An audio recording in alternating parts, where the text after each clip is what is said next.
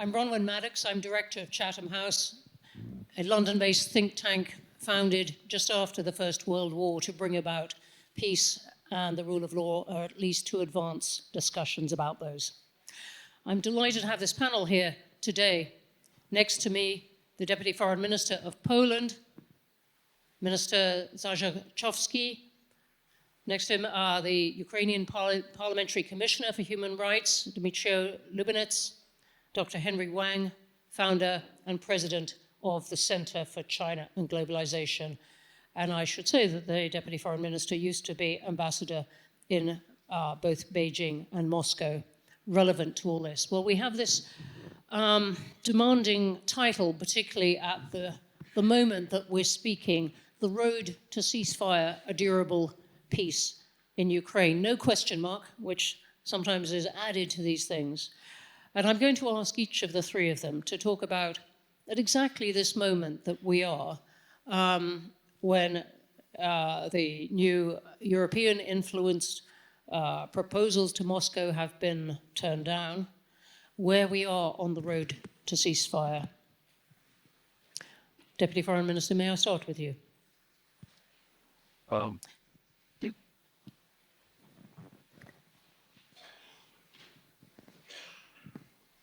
No. Okay. Thank you.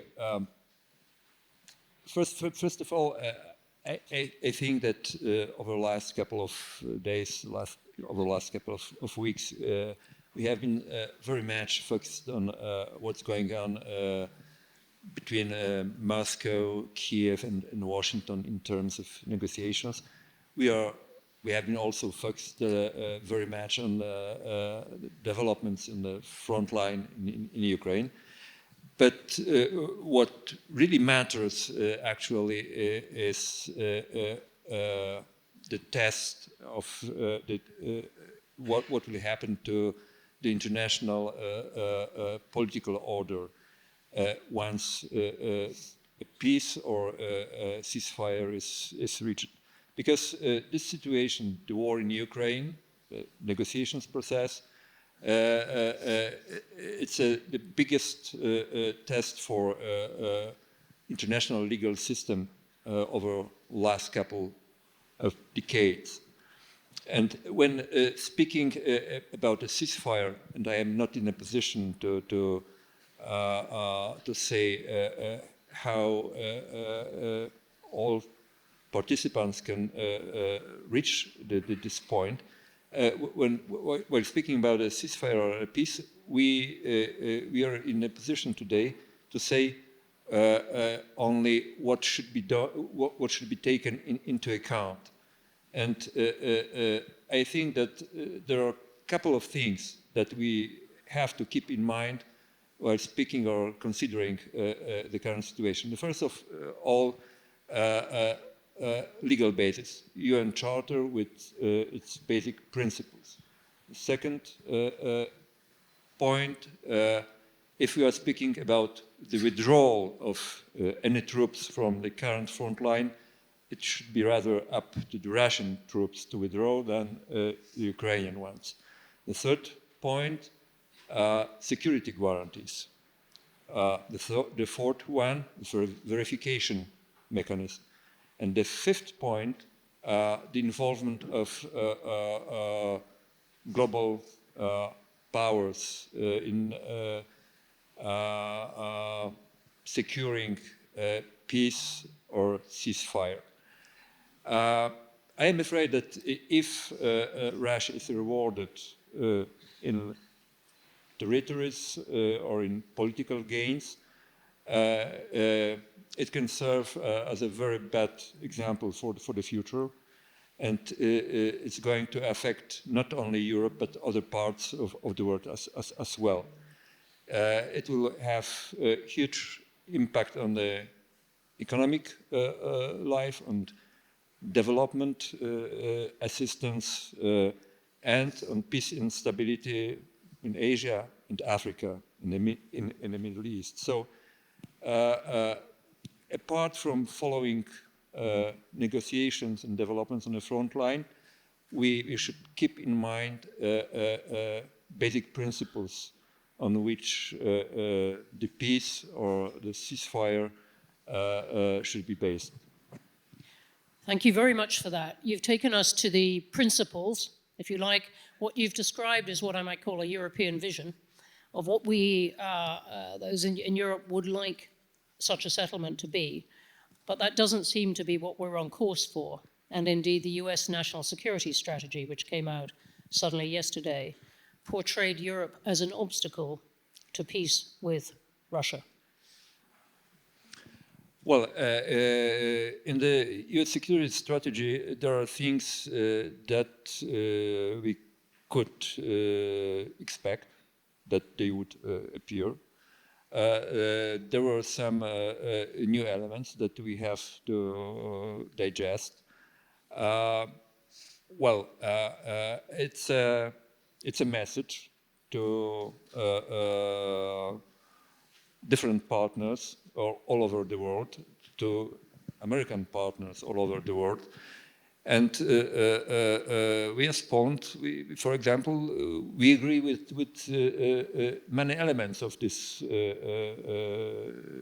vision. For example, when the question of defense spending is concerned, immigration, we are on the same side.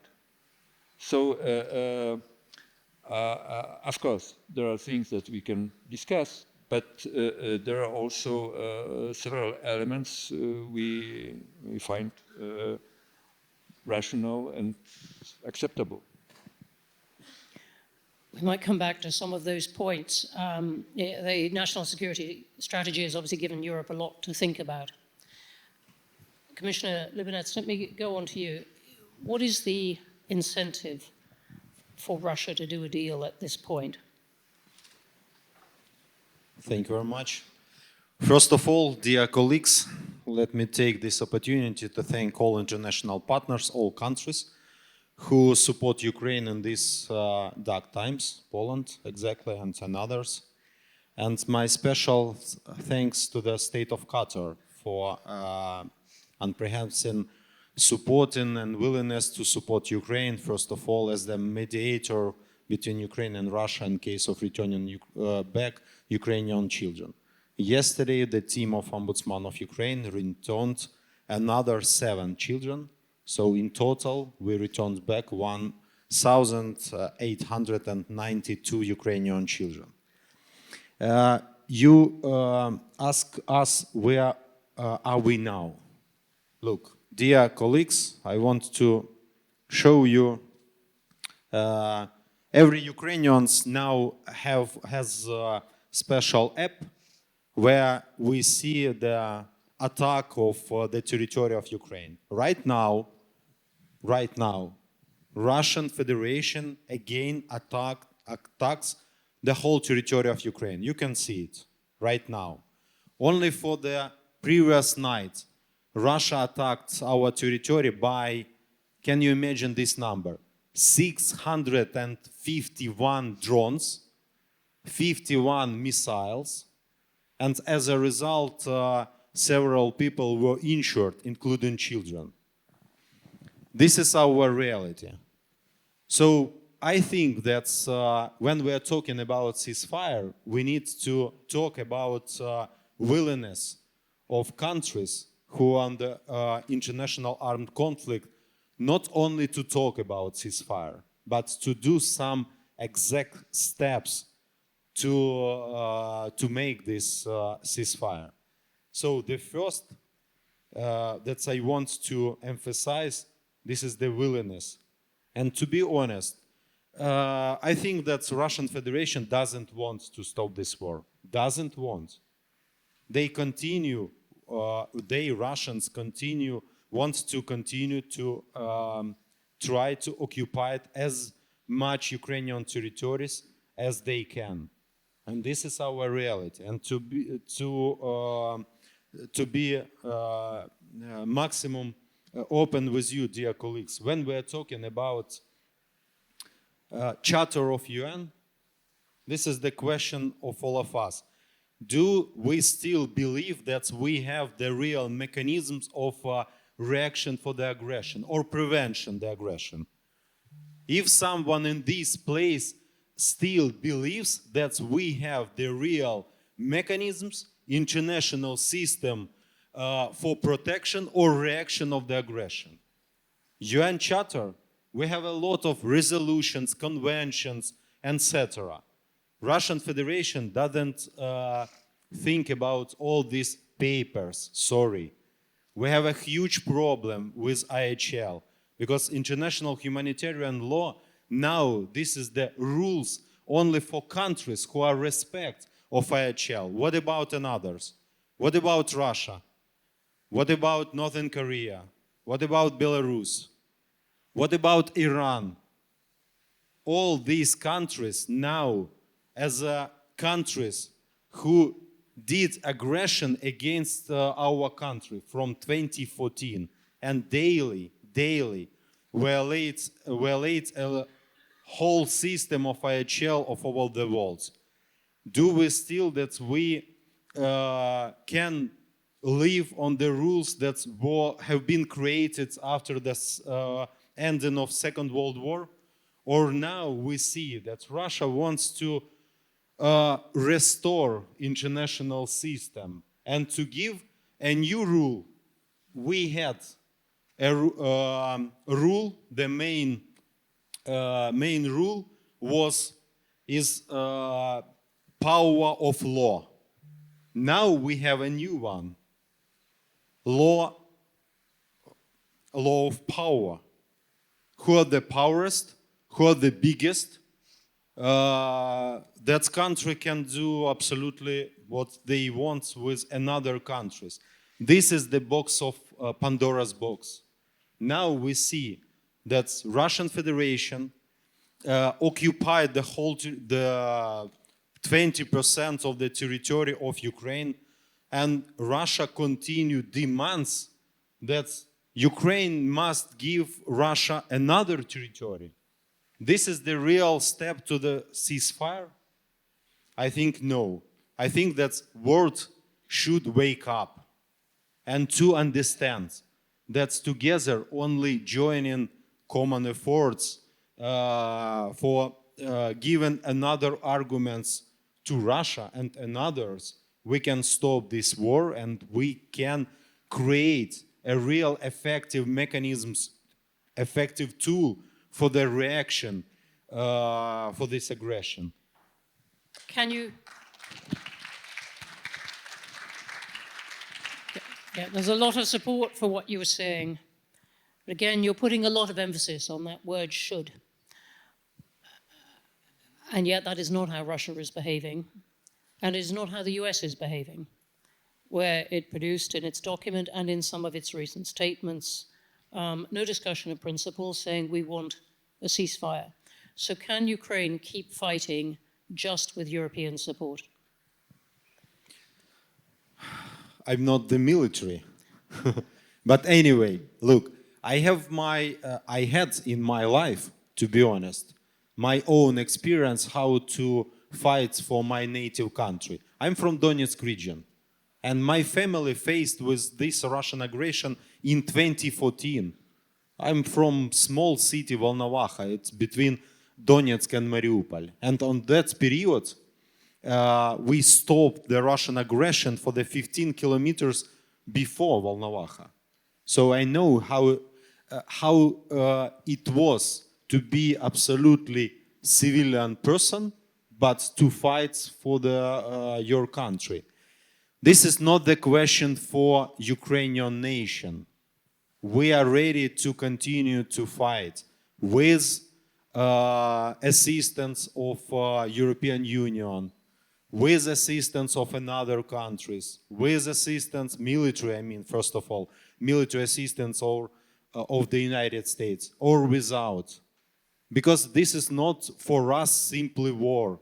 This is existential war. We or continue fight for our nation, or we will disappear as a nation from the political map of independent countries. This is our reality. We know it. So the question now, is still Ukraine fighting? Yes. Do we have problems? Yes. Do we need assistance for all of countries, first of all of EU countries? Yes. Because this is not the only country between, as I said, between Russian Federation and Ukraine. This is the war, international armed conflict between a group of countries. And Russia wants to, first of all, to occupy not only Ukraine. Look, this is very important. Please note it. Russia started aggressive policy against another independent countries in 1992, when Russia occupied the part of territory of independent Moldova. What was the reaction of international society? Deeply concerned or zero?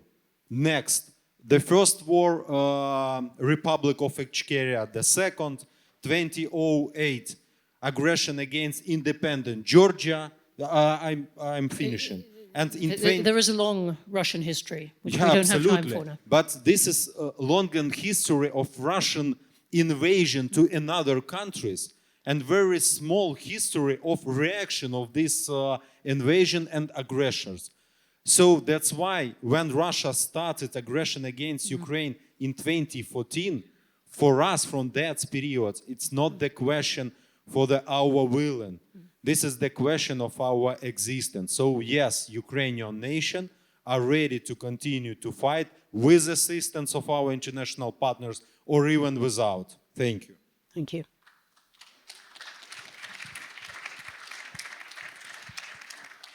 Dr. Wang, both speakers have described Russia's invasion of Ukraine as an offense against the UN Charter and against principles of sovereignty. Do you accept that perspective?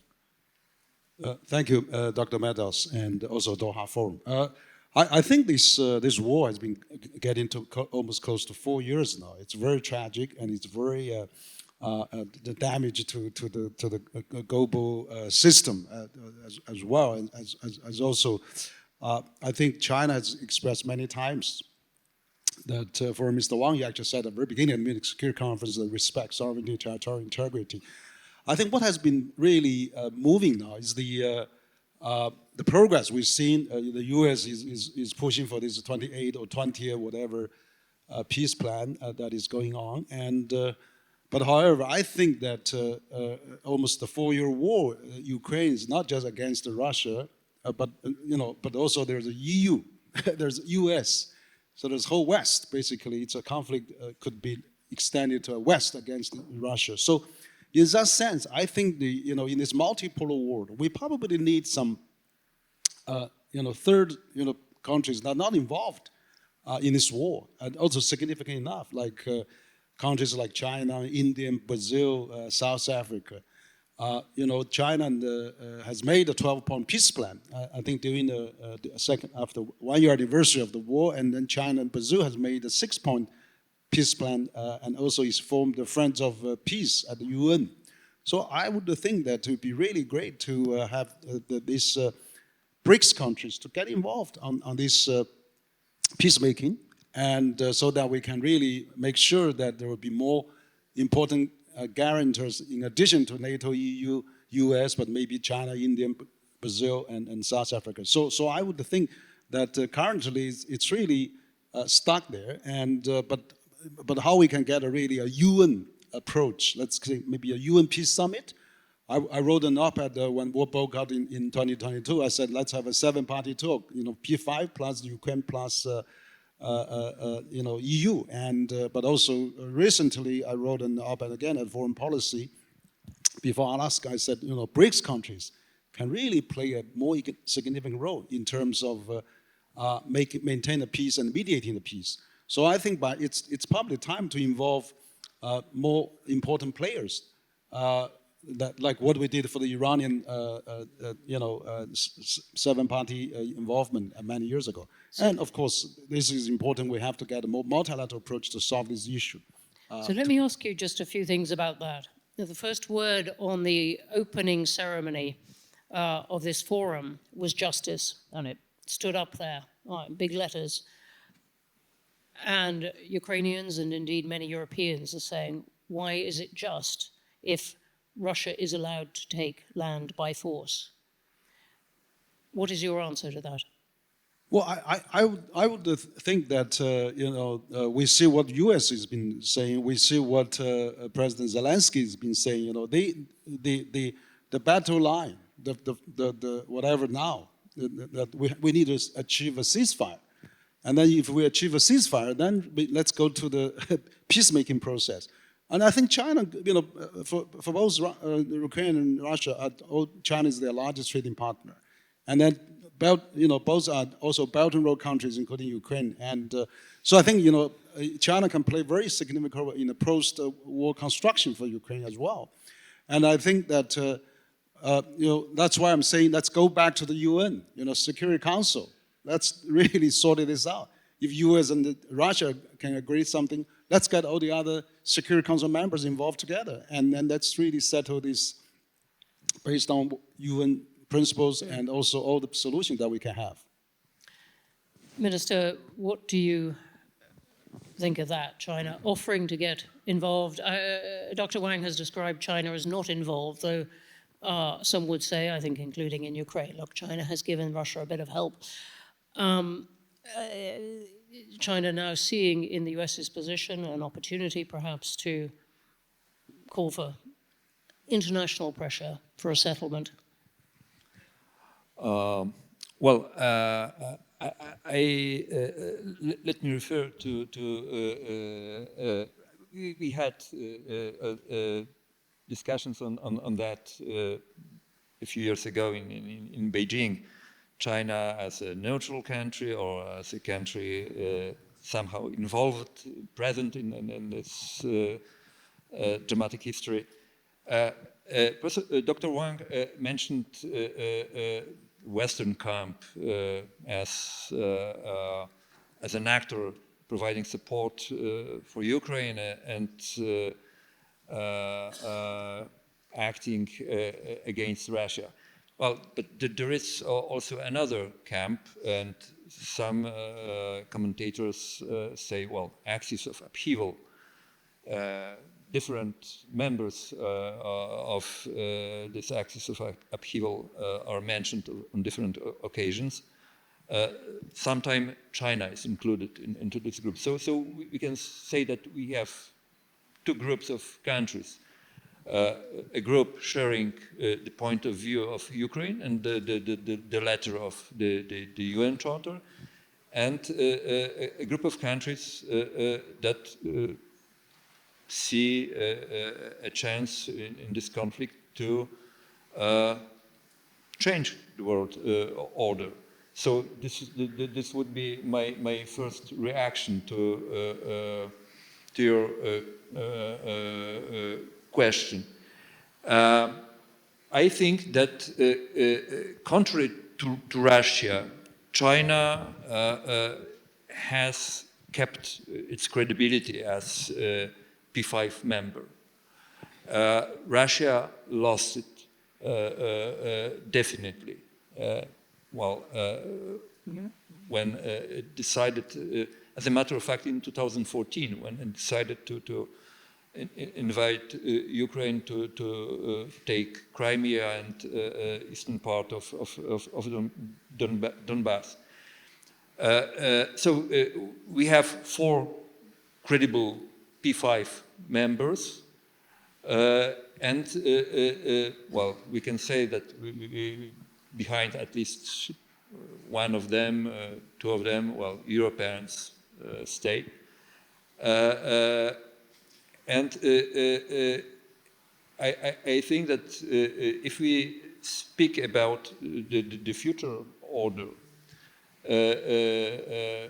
or about maintaining the current one with some amendments, some enhancements, China should be included and should play an active role. But at the same time,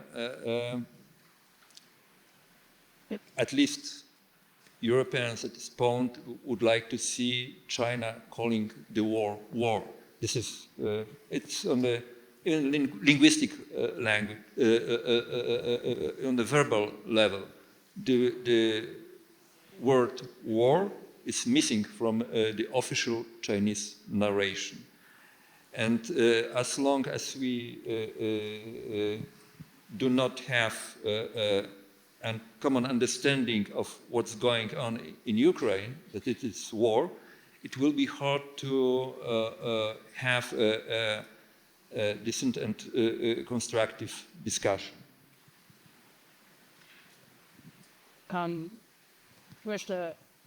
Commissioner, what would you like Europe to do right now?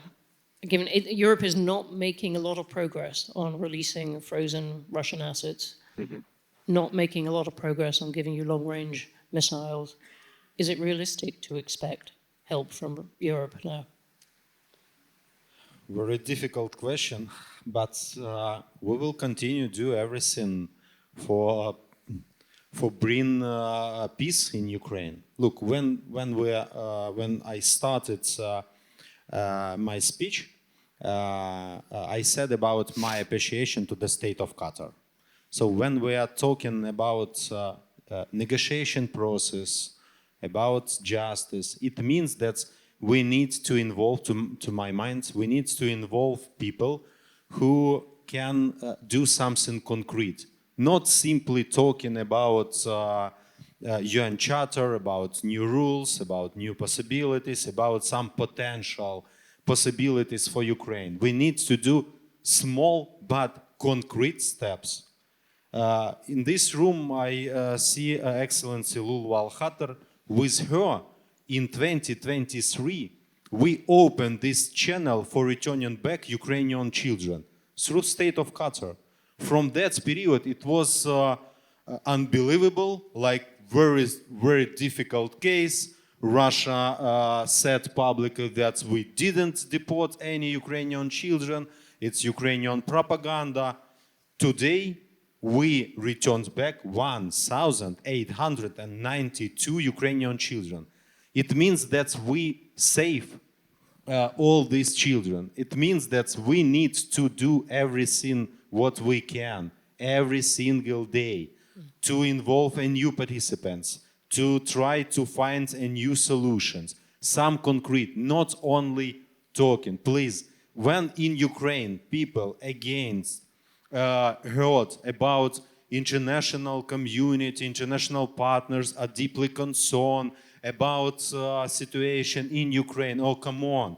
In Ukraine, we don't have any problems. We have Russian aggression, Russian invasion in Ukraine. And we have a huge problems as a result of this aggression. We have more than, can you imagine, more than 98,000 war crimes in Ukraine that have been done by Russian soldiers. This is our reality. Millions of Ukrainian people left our territory. How many of them still live on temporarily occupied territories on the threat to be killed, maimed, deported? Nobody knows. This is our reality, the last one. Please, dear partners, don't simply discuss about situation in Ukraine. Please give to us some your concrete suggestions, your concrete steps, even small steps, but for the receiving real, just and lasting peace to Ukraine. Thank you. Thank you. I'm going to come in 1 minute to audience questions. Do we have some microphones? Because I know people want to ask a few questions. Dr. Wang, I want to ask you one thing. You've talked about China's role in this, the role that China could play. One of Europe's and Ukraine's biggest worries is that Russia won't stop if there's a ceasefire. It will come again for more Ukrainian territory, European countries. Is China prepared to, and does it have the ability to, say, okay, we guarantee through our relationship with Russia that Russia won't go any further? Well, I'm not representing the government, but from think tank point of view, I do think that Foreign Minister Wang has mentioned many times China or BRICS countries are best mediators and also peacekeepers. And China is also the largest peace-sending country of the P5 country from UN. But I do disagree a bit with our Deputy Foreign Minister from Poland, is that China actually, the support of so-called support China to Russia is very different than what the West support Ukraine, because China really not supplying any weapons to Russia.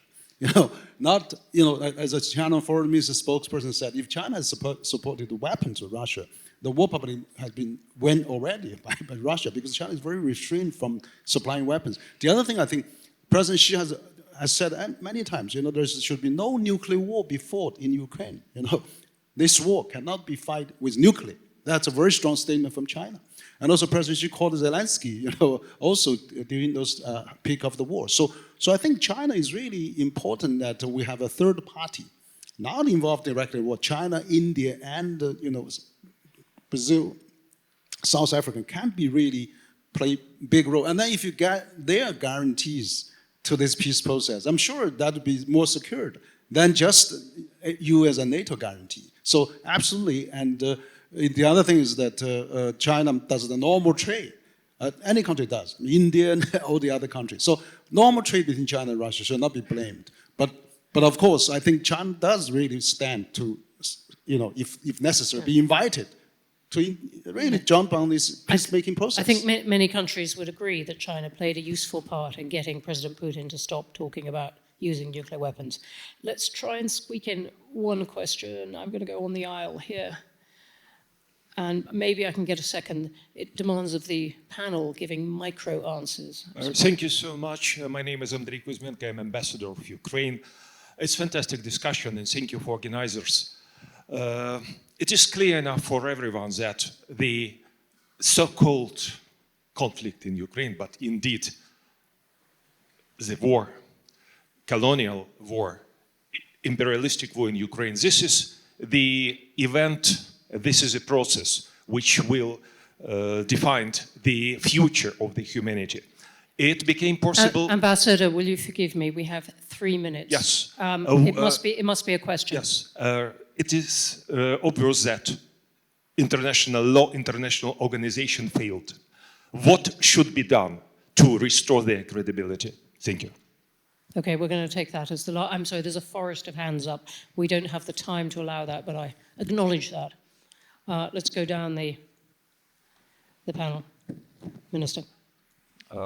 You mean the credibility of whom? International law and institutions. Well, the answer is in the UN Charter.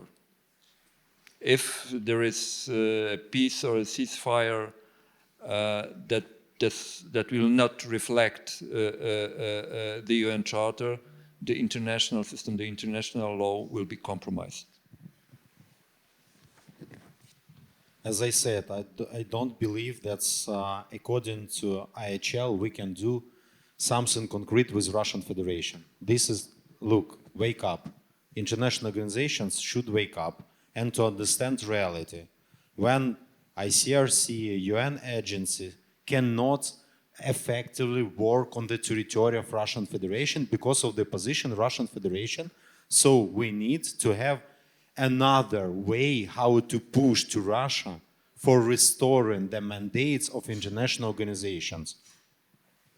Yeah, absolutely. I think that international organization like UN should be really upheld, and the Security Council should pass a new resolution. I mean, if US, Russia, China, and ODP5 agreed, and that we should really have a forceful resolution, and then probably send in the UN peacekeeping forces. I mean, we know there's so many Global South countries are largest peace-sending countries. So, by involving UN and UN peacekeeping force, probably we can get this thing resolved and have a longer peace guarantee.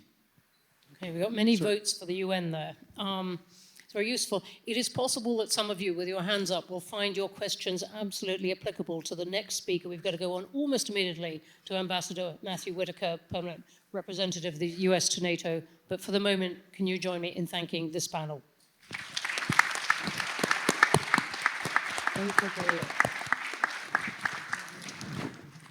This is good. Thanks.